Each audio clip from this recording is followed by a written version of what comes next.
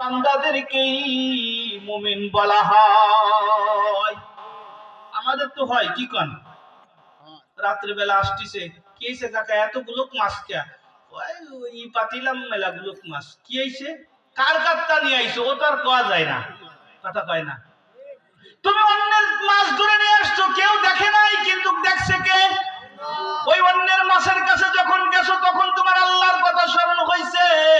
তখন যদি অন্যের মাছ না ধরো অন্যের জিনিস না ধরো তখনই তোমার ওয়াজিলাত কুলুবুহুম তখনই তুমি মুমিন হইতে পারবা।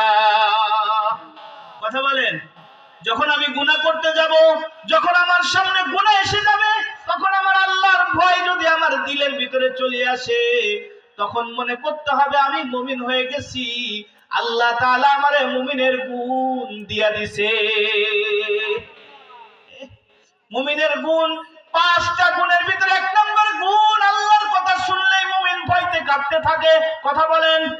এখন ময়দানে বয়ান করলেও মানুষ কাঁদে না, মানুষের ভিতরে কোনো ভয় নাই, মনে হয় মানুষ কোনো দিন কোনো গুনাহ করে নাই। ওরে বন্ধু তুমি জানো না তোমার একটা গুনাহ আমার আল্লাহ লিখতে ভুল করে না, তোমার একটা নেকি আল্লাহ লিখতে ভুল করে নাই।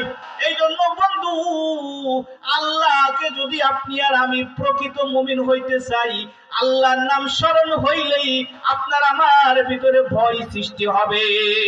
কথা বলেন। বড় তাবিন দামি তাবিন আব্দুল্লাহ ইবনে মুবারক রাহমাতুল্লাহ আলাইহি আল্লাহর বান্দা বড় বুজুর্গ ছিলেন। আল্লাহ তাআলা এই বান্দাকে ধন দিছিলেন, আল্লাহ তাআলা এই বান্দাকে ইলম দিছিলেন, আল্লাহ তাআলা এই বান্দাকে আমলও দিছিলেন। এই আল্লাহর বান্দা এত বড় বুজুর্গ ছিলেন যে মারা গেছে। মারা যাওয়ার পরে ওনার একজন কাছের লোক স্বপ্নে দেখতেছে আব্দুল্লাহ ইবনে মুবারক উনি জান্নাতের ভিতরে ঘোরাফেরা করতেছে।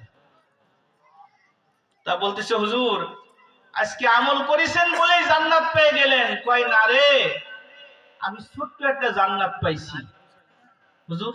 কারণ আমার বাড়ির সামনে একটা মুসি ছিল, ওই মুসি আমার চেয়ে বড়। আমার বাড়ির সামনে একটা লোহার কাজ করে কি কয় কামার ছিল, এই কামার আমার চেয়ে বড় জান্নাত পাইছে। আমার থেকে কি পাইছে?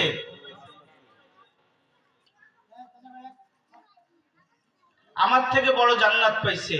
ওই যে ওয়াজিলাত কুলুবুহুম আল্লাহর নাম শুনলেই অন্তরের ভিতরে যার যেই পরিমাণ ভয় সৃষ্টি হবে আল্লাহর কাছে বান্দা তত বেশি দামি হয়ে যাবে।